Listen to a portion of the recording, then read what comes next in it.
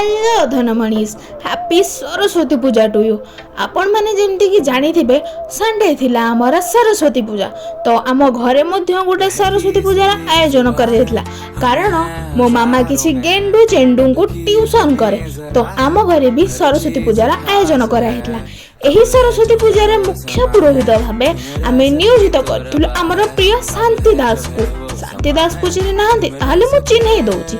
शांति दास हूँ मो जेजेमा जी की एठारे पूजा करथिला तो आम पिला माने परफेक्ट टाइम रे आसी जाइतिले जहा फल के आम पूजाटा परफेक्ट टाइम रे स्टार्ट भी हो जाइतिले। देन मो उपरे ड्यूटी थिला भाई शंख फुंकीबार आउ शंख फुंकीबा जे केते कष्ट सेटा मो आज रियलाइज कली कारण शंखटा बाजू ही नथिला।